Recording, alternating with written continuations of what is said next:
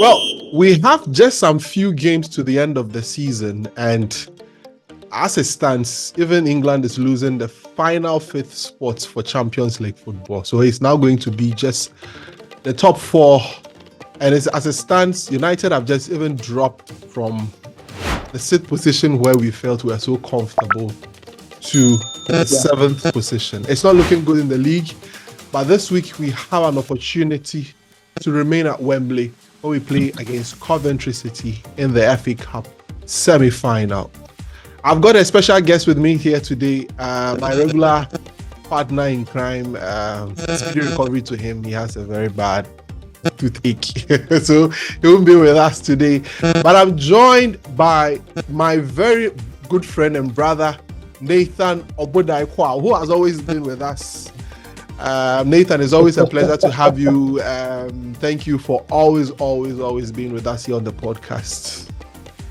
Thank you for having me, and speedy recovery to the other family. Yes, I hope he heals very quickly and joins us. We need him back as quickly as possible.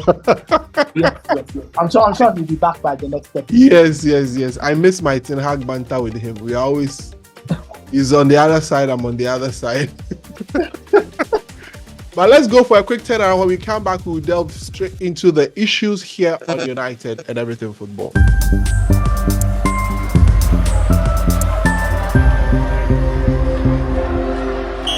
Okay, thank you very much. So this is United and Everything Football. We've not had the opportunity to discuss the game against Bournemouth, where United had a had another abysmal performance. Some way, somehow, we managed to draw that game, and it still doesn't look good.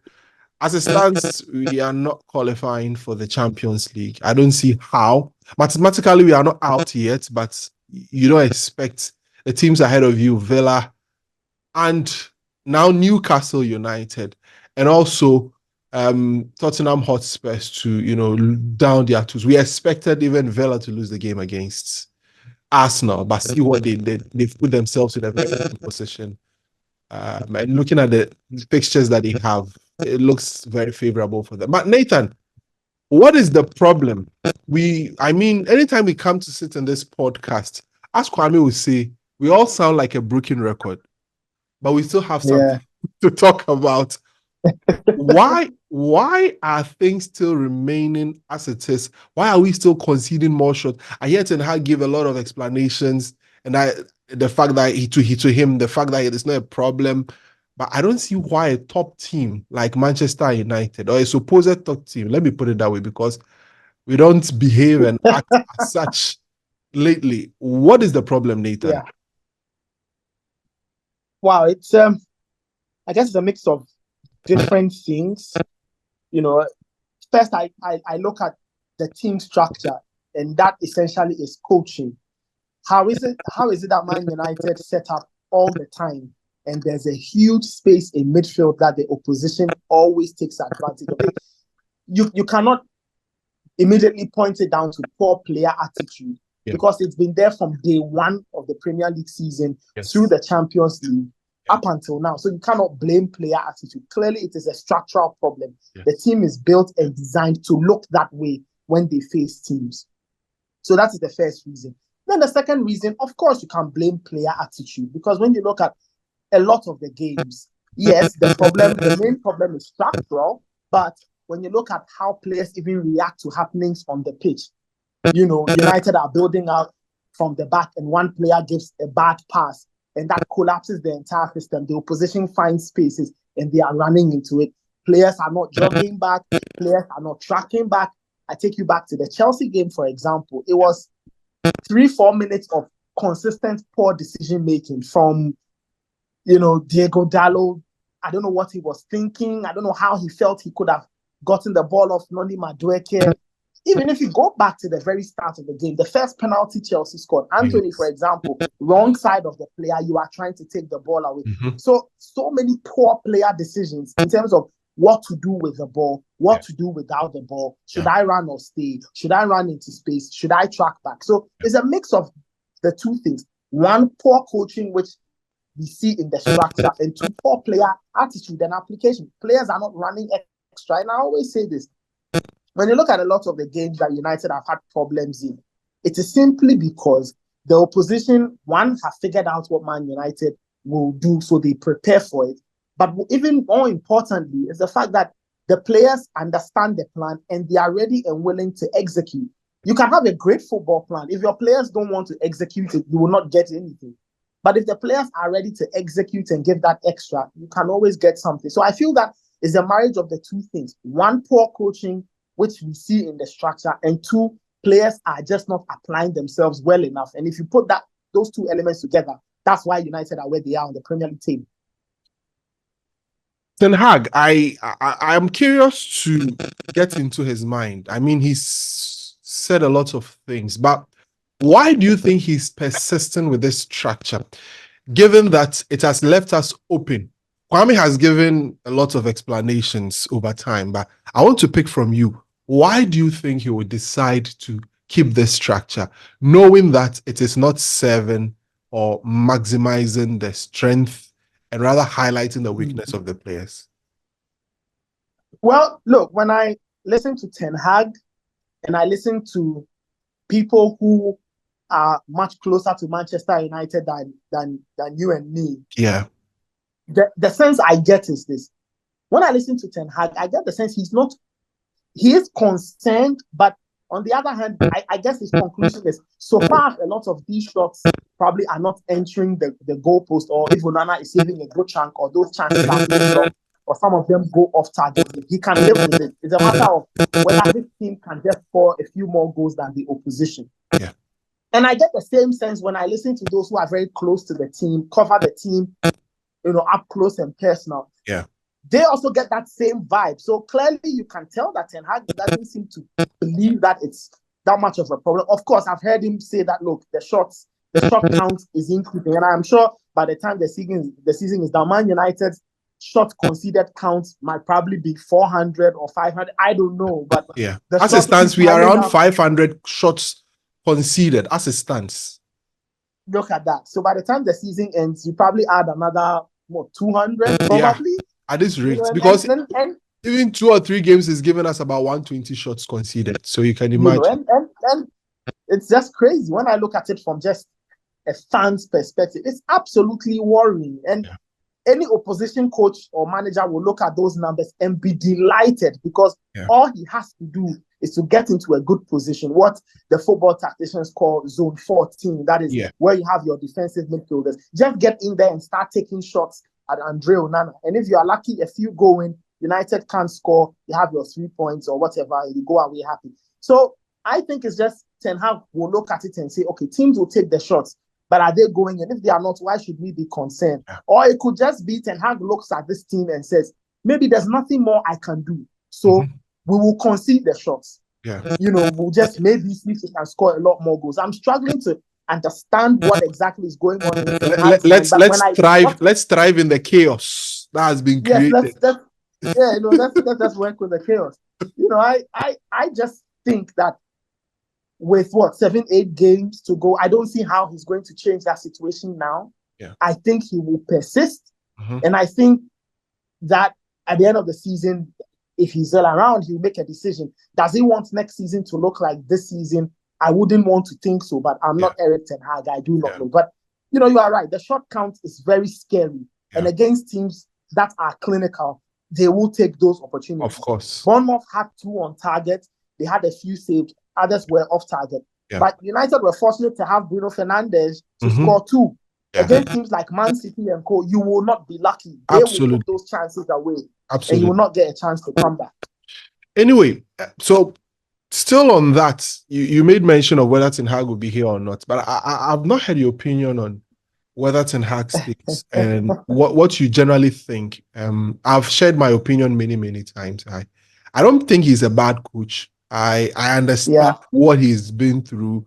I mean, the loads of injuries that he's had to experience, especially to the defense, having to shuffle. We've not had a consistent back line. In all the 30 games that we've played. We can't count 3 games there where we've had a consistent backline. So having to shuffle between all of that. So, and a few other factors and all of that. I still think maybe he needs a new structure as it's being constituted. So maybe give him one more season or let him see through his contract, which he has 1 year with an option to extend for another year. Yeah. What is your general thoughts, Nathan? Should Erik Ten Hag still remain, or do you think we should get in another coach? And if we should get another coach, which coach are you looking at? Okay. I'm in your corner on this one. I think Erik Ten Hag should stay. And I premise my argument on a number of reasons. Yeah. Reason number one, you've mentioned the injuries. I go with that. Look, it is true. Other managers have had injuries, but they have made it. That is a fact. Yeah. That is a fact. Yeah. And it may not go in Ten Hag's favor. Yeah. But the reason why I will not use that injury stick to beat him is this. That at the start of the season, in his mind, he had a certain idea as to what Manchester United would look like this season. Press high up, get the ball closer to the opposition's goal, then you can have a higher chance of scoring. In principle, that's a fantastic idea. Teams like Manchester City do it. Teams like Liverpool do it.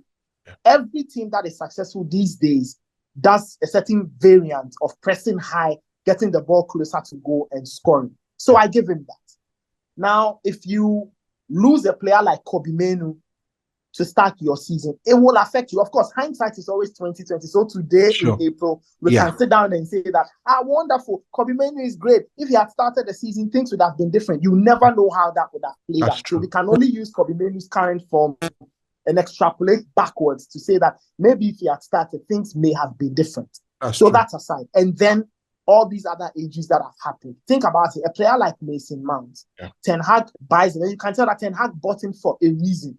Yeah. You can say that Mason Mount has virtually played no football this entire season. Yeah. So you buy a player for an exorbitant price, a price I still disagree with. Mm-hmm. You bring him in because you believe he can do a job for you. Yeah. Very early into the season, he gets injured. It throws everything out of gear. So that is the other reason. Yeah.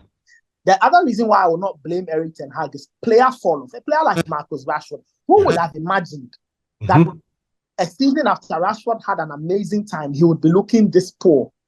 Some have pointed to different reasons. Some say the coaching is awful. Some say the player's attitude is bad. Be that as is made.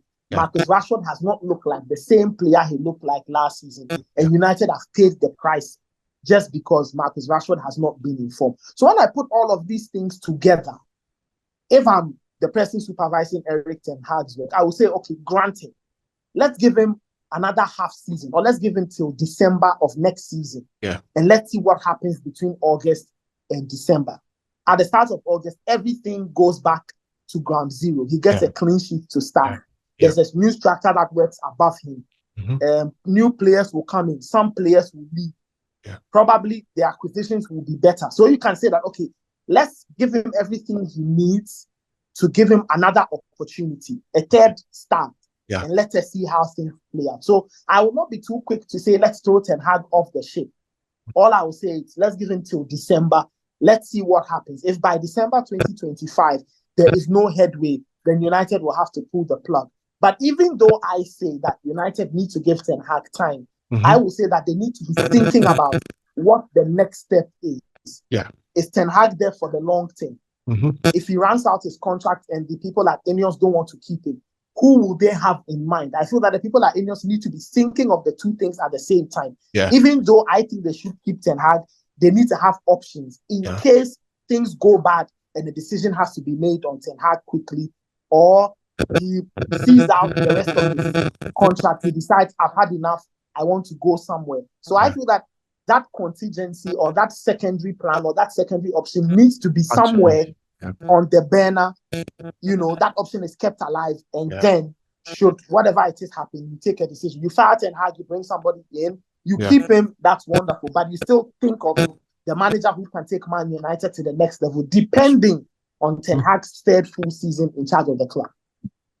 Well, if you read reports around the cost of allowing Ten Hag to go, the cost of bringing in perhaps a new coach, if you are buying, if let's say it's a De Zerbi you want, you are paying around 12 million. And all of these things factor into FFP. And if you listen Yeah, around to that's the true. likes of Ornstein, you listen to Fabrizio Romano, they've not been clear. That a decision has not been firmly made on Erik Ten Hag and whether he would be allowed to leave or Yeah, not. And you listen to the Muppeteers, and some of the things he normally say is that Ten Hag leaving is not solely dependent on results, but dependent on some other things that was, okay. stipulated in his contract that has to do with Yeah, veto on players and everything because they want a new structure where he's seen as a coach and not a manager.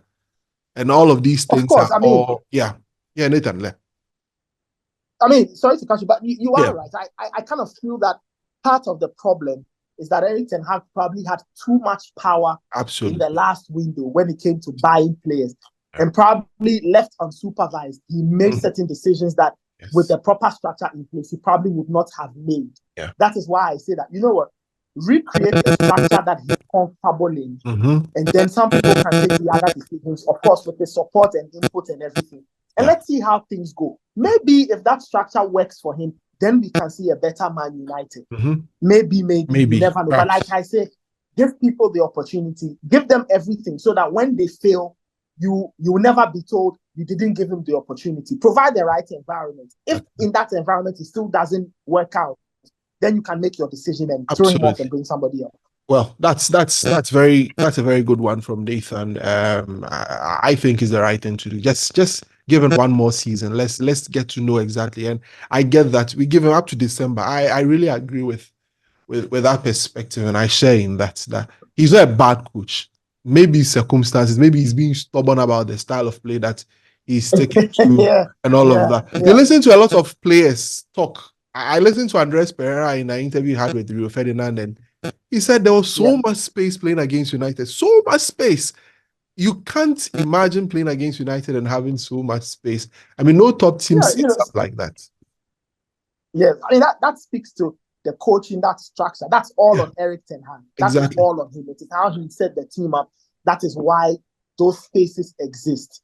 He has to look at things again. You know, I always say that if fans can see things, the managers or coaches can definitely see them 10 times better. Absolutely. You know, so I don't see why he's persisting. Look, maybe it's the Dutch stubbornness. You know, Dutch people are very stubborn. Dutch coaches are very stubborn. They don't want to go away from their principles. But I hope in the off season he gets to look back at the at the campaign and correct a few things, because next season everything goes down to zero. Yeah. Klopp is out of the window. Pep will believe that is another opportunity to win another league. Yeah. I don't know the kind of state Arsenal will be in. Yeah. We don't know what Newcastle will look like. Yeah. Seems like Aston Villa will start to feel that let's crack the top four a bit more often. Seems like Spurs will feel that this is another opportunity. So I feel that if United get themselves going very early next season and things come together, they can stake a place for a Champions League position. The title is still some distance away, because I believe that United need to build properly for that. But if Erik Ten Hag can review the season and correct mistakes, I think next season, should everything come together, it should be a hopeful one. No, it should be a hopeful one. Let's look at the game against Coventry. Now, it is our only piece to a silverware.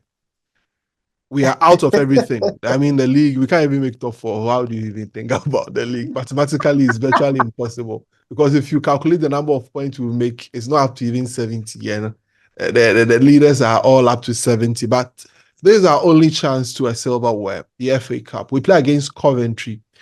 I'm sure a lot of people will think, oh, it's Coventry, but this is also Man United.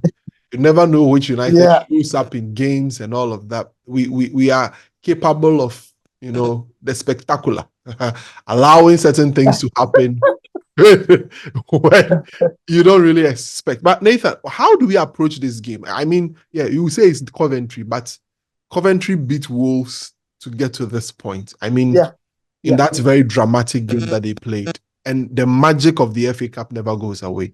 How do we approach this? I mean, that's true. United.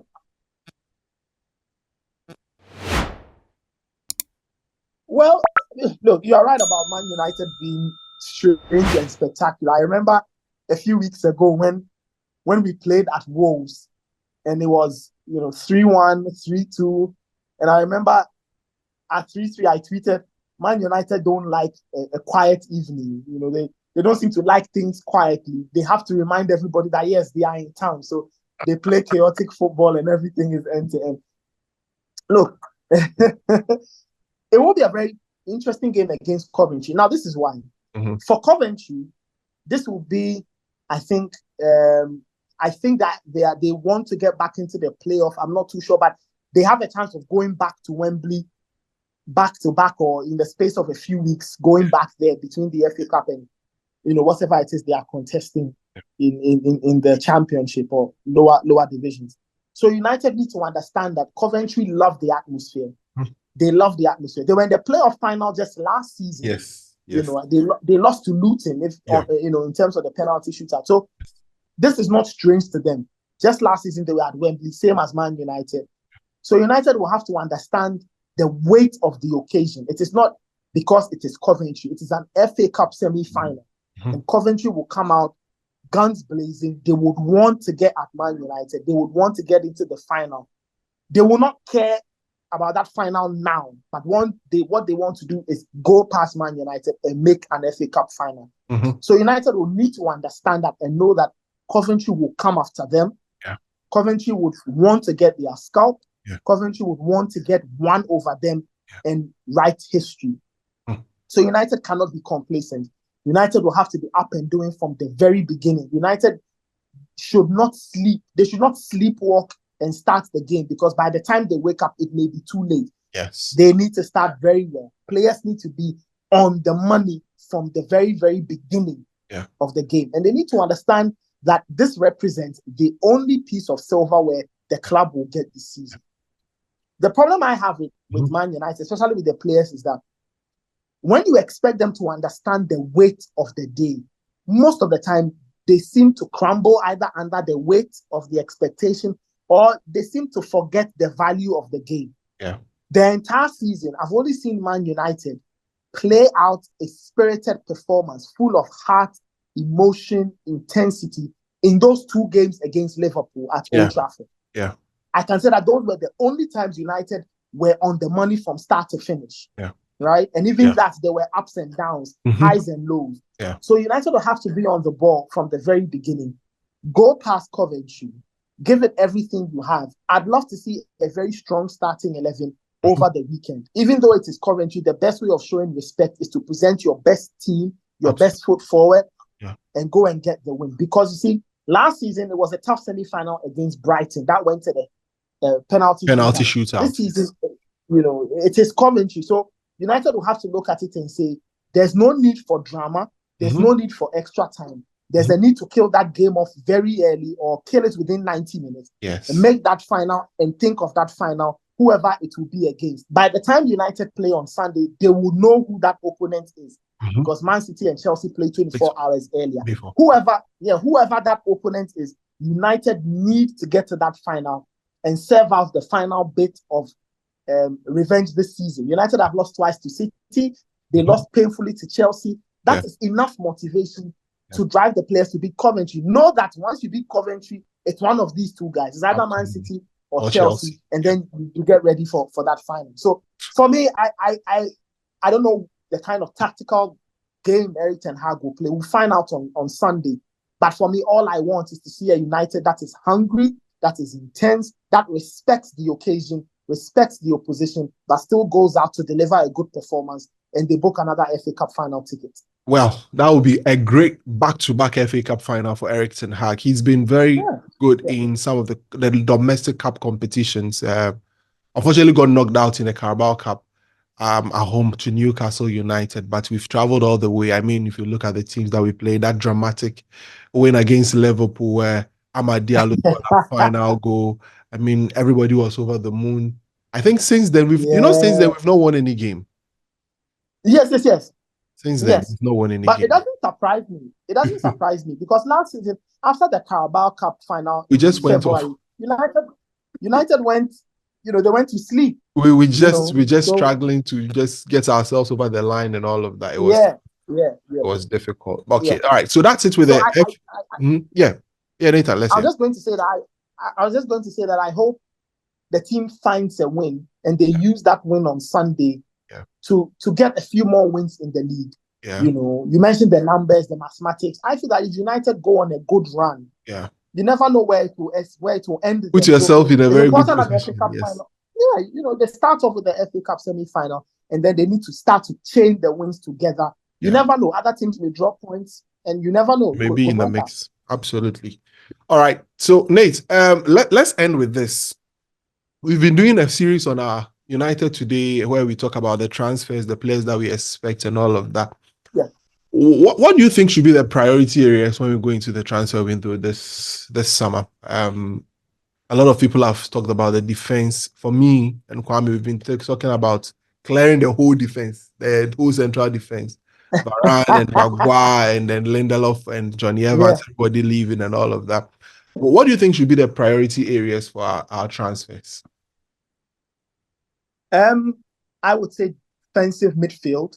Mm-hmm. Defensive midfield, I feel, is priority area number one.